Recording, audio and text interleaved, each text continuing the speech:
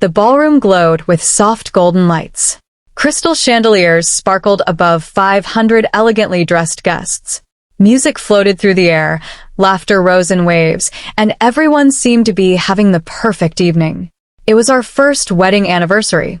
I stood near the center with a glass of champagne in my hand, wearing the silver dress my husband had chosen for me.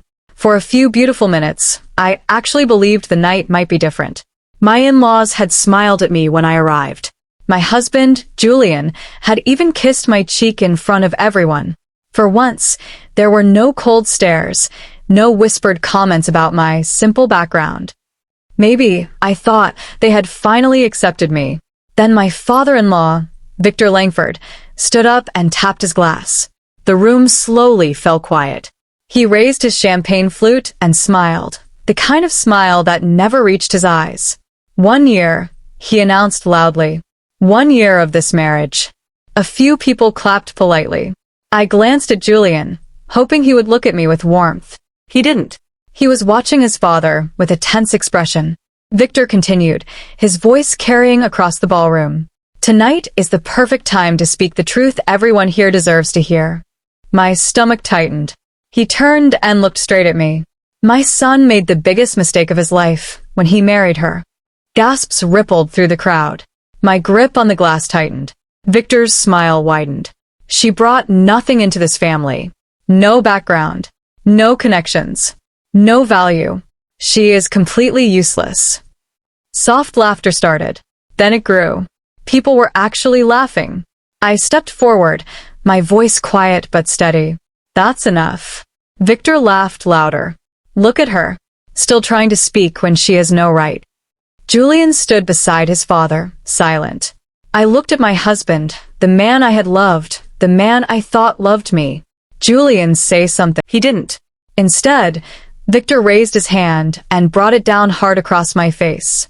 The slap echoed through the ballroom like a gunshot. My head snapped to the side. The sound of 500 people gasping filled the air, followed by nervous laughter. I slowly turned back to face them. My cheek burned. A tear slipped down, but I wiped it away calmly. Julian finally spoke, his voice cold. Don't you dare disrespect my father. The laughter grew again. Some guests whispered. Some pointed. Some recorded on their phones. I stood there, heart pounding, face stinging, surrounded by people who were enjoying my humiliation. Then, very quietly, I reached into my purse, took out my phone, and made one call. It rang only twice. A deep, familiar voice answered. Sweetheart. I closed my eyes for a second, then said softly, Dad, please come. The line went silent for a moment. I'm on my way, he replied. I lowered the phone. Victor laughed again. Calling someone to save you? Who exactly? You told everyone you had no one. More laughter filled the room. I said nothing. I just stood there, calm and still, waiting. Because in a few minutes everything they thought they knew about me was going to shatter. I left the ballroom without looking back. The sound of laughter and whispers followed me down the marble hallway. Like a shadow, I was finally ready to leave behind. My cheeks still burned from the slap, but my steps were steady. I didn't cry in the elevator. I didn't cry in the taxi. I only let the tears fall once I was inside the small, quiet apartment I had secretly rented 2 weeks earlier on the north side of Chicago. It wasn't luxurious, just one bedroom with a tiny kitchen and a window that looked out over the city lights. But it was mine. No one could walk in and tell me I was useless here. That first night I sat on the bare floor with my back against the wall and called the only person I trusted completely, Dr. Rachel Kim, my longtime mentor and a brilliant strategist in the tech world. She answered on the first ring. Elena? What happened? I told her everything. The insults. The speech. The slap. The laughter from 500 guests. When I finished, she was quiet for a long moment. They just showed you exactly who they are, she said finally. Now you get to decide who you will be from this point forward. The next morning I met Mrs. Evelyn Harper, a retired literature professor in her late 60s who owned a peaceful guest house a few blocks away. She showed me the small, sunlit studio above her garage. I don't involve myself in other people's family matters, she said simply. Pay on time. Respect the quiet hours. That's all I ask.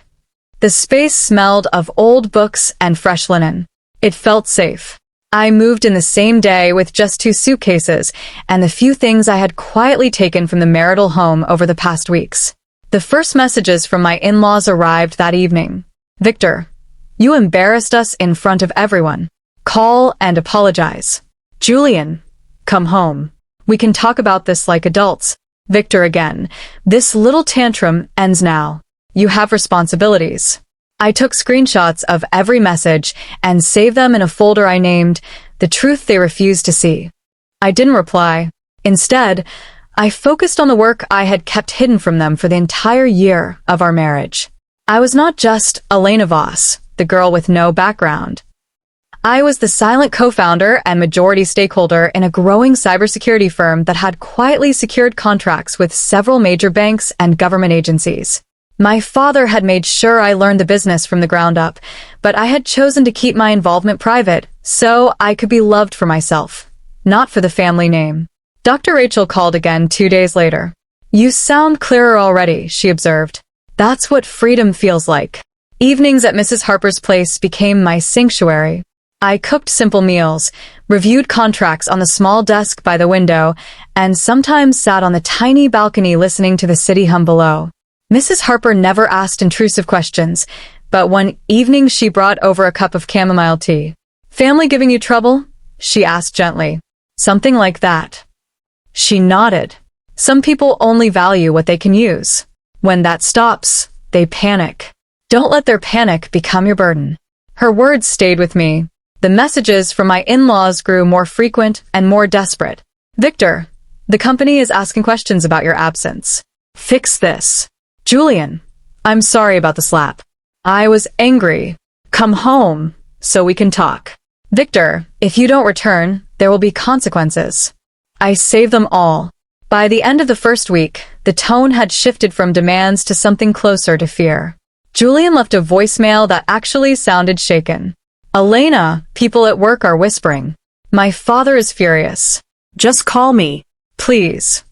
I listened to it once, then deleted it. For the first time in a year, the weight I had carried, the constant need to prove I was worthy, the silence I kept to keep the peace, the hope that one day they would see me, began to lift from my chest. They had slapped me in front of 500 people and laughed while I bled. They were about to discover exactly whose daughter they had humiliated. The days after the party settled into a rhythm that felt both strange and deeply healing. I woke early, worked from the small desk by the window in Mrs. Harper's studio, and focused on the cybersecurity contracts I had quietly built over the past year. No more pretending to be less than I was. No more shrinking myself so Julian's family wouldn't feel threatened. Dr. Rachel Kim noticed the change immediately during our video call. You're speaking with more certainty, she said. The weight is lifting. That's what happens when you stop carrying people who never valued you. She was right. One of my long-term clients expanded their contract after I delivered a comprehensive security audit. Another referred me to a major financial institution. The work was finally mine, without the constant shadow of needing to prove my worth to people who would never see it. Evenings in the studio became my sanctuary. I cooked simple meals, reviewed reports, and sometimes sat on the small balcony listening to the city breathe below. Mrs. Harper never pushed for details, but one evening she left a small pot of fresh herbs on my doorstep with a note that simply said, "For new beginnings." The messages from my in-laws kept arriving, but the tone had shifted from arrogance to frustration, then to something sharper and more desperate. Victor, the company is asking why you're not attending events. This is affecting Julian's position. Call immediately. Julian. Elena, I'm sorry about what happened. I was angry. We need to talk. Please come home. Victor again. If you don't fix this, there will be consequences for everyone. I saved every message without replying. Through quiet professional connections, Dr. Kim mentioned she had heard whispers that Julian's department was facing questions about his performance and family reputation. Victor had apparently been making calls trying to smooth things over, but the damage from the very public slap was spreading. I still didn't answer. Instead, I opened the private folder on my laptop where I had kept records of my real life, the contract signed under my own name, the equity I held in several startups, the quiet investments my father had helped me make years ago. The numbers were solid. The foundation was strong. I had never needed their validation. I had only hoped for their respect.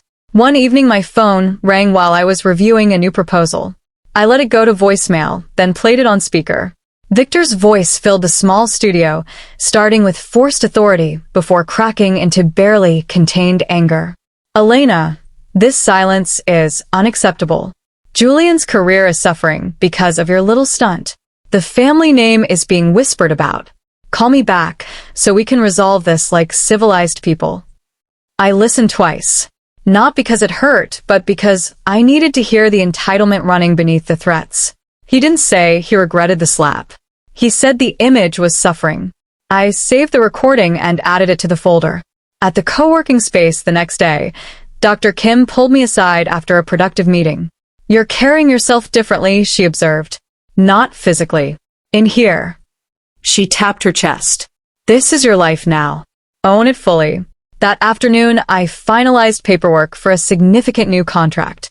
My name was listed clearly as the lead consultant. The quiet pride I felt wasn't loud or boastful. It was steady, like the systems I built that actually protected people. Through Mrs. Harper's subtle local network, I learned the Langford family was starting to feel the strain. Victor had been yelling more at home. Julian's colleagues were asking uncomfortable questions. The perfect image they had tried to maintain was cracking. I stopped replying entirely. One quiet evening I sat on the balcony with my notebook and listed the invisible things I had carried for an entire year of marriage. The emotional labor of smiling through insults. The silence I kept so Julian wouldn't have to choose sides. The hope I held that one day they would see me as enough. I had been the buffer between their cruelty and my own heart. Now the buffer was gone, and the cruelty was turning inward. The conflict wasn't loud shouting or dramatic scenes. It was the slow, steady realization that my absence hadn't broken their family. It had simply exposed what had always been there when I stopped absorbing their disrespect. And for the first time, I felt no urge to rush back and protect them from the consequences of their own choices. The knock came just after sunset, when the city lights were beginning to flicker on and the quiet street outside Mrs. Harper's house felt unusually still.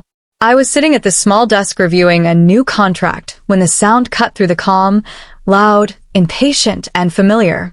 My shoulders tightened for a moment, but I didn't freeze. I stood, walked to the door, and opened it. Victor Langford stood there, face flushed with anger, eyes hard. Julian was beside him, looking pale and uneasy. Both were still dressed in the formal clothes from the anniversary party, as if they had come straight from the ballroom. Elena, Victor said, voice tight, this has gone far enough. You embarrassed us in front of everyone. Now you're ignoring our calls? We need to talk. I kept one hand on the doorframe. We're talking now. Victor glanced past me into the simple studio, the neat desk, the quiet space, the life that had nothing to do with their world. Disbelief flashed across his face. Julian's career is suffering because of your little stunt, he continued. People at the company are whispering. You need to come back, apologize publicly, and fix this mess you created. Julian stepped forward, his voice softer but still laced with entitlement. Elena, I'm sorry about the slap. I was angry. We can work this out. Just come home. I looked at both of them calmly. You slapped me in front of 500 guests and let them laugh. You stood there while your father called me useless, worthless, and a mistake. And now you want me to apologize. Victor's jaw clenched. It was just a moment of frustration. Families argue. You're overreacting. Overreacting, I repeated quietly. You humiliated me publicly, and the only thing you care about is how it affects your image and Julian's position. Julian tried again. I didn't mean it. I was caught up in the moment. Please just come back, so we can talk like adults. I reached inside and picked up the clean folder I had prepared. I handed it to Victor. This is the difference between the story you told everyone and the truth. He opened it like it might burn him. His eyes scanned the first page, the timeline of events, the public records of my father's company, the quiet equity I held, the contracts signed under my real name. The realization hit him slowly, then all at once. Julian leaned over and went pale. This can't be right. Victor's hands started to shake. You're his daughter? The owner of Vailtech. I nodded once. I never lied. I simply never corrected you when you assumed I had nothing. I wanted to be loved for who I was, not for my father's name. You never gave me that chance. The silence was heavy. Victor's face had lost all color. Julian looked like he might be sick. You let us treat you like that knowing who you are? Julian whispered. I hoped you would choose me anyway, I said softly. You didn't. Victor tried to recover, his voice cracking. This changes everything. We can fix this. We can. No, I interrupted calmly. You don't get to fix this now that you know who my father is. You only want to fix it because you're afraid of the consequences. That's not respect. That's fear. I looked at Julian. You slapped me? In front of everyone. While they laughed. And you said nothing until you realized whose daughter I was. Julian's eyes dropped. I didn't know. Exactly, I said. You didn't need to know. You should have chosen kindness anyway. Mrs. Harper's porch light clicked on behind them, a quiet show of support. I stepped back. I've given you the truth. That's all I owe you. Future contact should be respectful, and only if it's personal. Not demands. Not threats. Not apologies that only come when you're scared. Victor looked at the folder like it had destroyed him. So that's it. That's it, I replied. I closed the door gently. Inside, I leaned against it and let the adrenaline slowly fade. My hands were steady. My breathing was calm. For the first time in a year, the weight I had carried, the hope, the silence, the constant need to prove I was enough was gone. The twist wasn't that my in-laws suddenly became good people. The twist was that I no longer needed them to be. The annual Tech Leadership Gala was held in the grand ballroom of one of Chicago's most prestigious hotels. Crystal chandeliers hung from the ceiling, and the room was filled with CEOs, investors, and industry leaders in tailored suits and elegant gowns. My father had asked me to attend as a representative of Vailtech, and I had agreed, not for revenge, but because it was time to stop hiding. I wore a simple black evening gown with my hair pulled back neatly. For the first hour, I moved through the crowd with quiet confidence, speaking with board members and partners who knew me as Elena Vale, not as the useless wife my in-laws had mocked. Then I saw them. Victor Langford stood near the edge of the room, looking uncomfortable in his rented tuxedo. Julian was beside him, pale and tense. They were there because Julian's company had been invited as a minor sponsor. They hadn't expected to see me. The moment Victor's eyes landed on me, his face went white. Julian froze mid-conversation. A senior executive from a major bank approached me with a warm smile. Elena Vale, it's good to see you representing your father tonight. The new cybersecurity protocol your team developed is already making waves. Others joined. The host of the gala introduced me from the stage with genuine respect. Elena Vale, whose leadership at Vailtech has set new standards in secure infrastructure. The air in the room shifted. People who had once looked through me now offered respectful nods. I wasn't the girl with no background anymore. I was the daughter of one of the most powerful men in American tech. Victor and Julian approached slowly, as if every step hurt. Elena, Victor said, his voice low and shaky. We need to talk. Please. I looked at them calmly. We can talk here. Julian's eyes were desperate. I'm sorry. I was wrong. I didn't know who you really were. You didn't need to know, I replied quietly. You should have chosen kindness anyway. Instead, you slapped me in front of 500 people and let them laugh while I stood there bleeding. Victor tried to speak, his usual arrogance gone. We were wrong. We didn't understand. Please give us another chance. We can fix this. I shook my head slowly. You don't get to fix this now that you know my father's name. You only want to fix it because you're afraid of what it means for your reputation and Julian's career. That's not respect. That's fear. Julian stepped closer, voice breaking. I love you. I made a terrible mistake. Please come home. You loved the version of me you could control. I said. The one who stayed silent and small. The moment I stopped being that version, you slapped me. That was your real face. My father appeared then, walking through the crowd with calm authority. The moment people recognized him, conversations hushed. He stopped beside me, his presence alone shifting the energy in the room. Victor and Julian went completely still. My father looked at the red mark that had long faded from my cheek, then at the two men who had caused it. His voice was low, controlled, and ice-cold.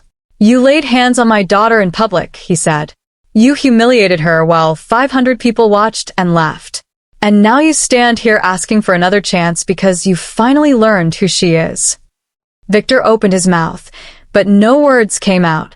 My father continued, Tomorrow morning, I expect your resignation on my desk, Julian. And Victor, the contracts your company holds with any Veil Tech subsidiary will be reviewed immediately. He turned to me, his eyes softening. Are you ready to go, sweetheart? I nodded. As we walked toward the exit, Julian called after me, his voice cracking. Elena, please. I'm sorry. I paused for one moment without turning around. You didn't lose me tonight, I said quietly. You lost the only person who ever chose you when she didn't have to. Then I walked out beside my father, leaving the whispers and regret behind us. That night, back at the quiet apartment, I sat on the balcony with a cup of tea. The city lights stretched out below like stars that no longer felt out of reach. I used to believe that love meant enduring anything. Now I understood that real love doesn't require you to shrink yourself until you disappear. Sometimes walking away from the people who humiliate you is not betrayal. It is the first step toward becoming who you were always meant to be.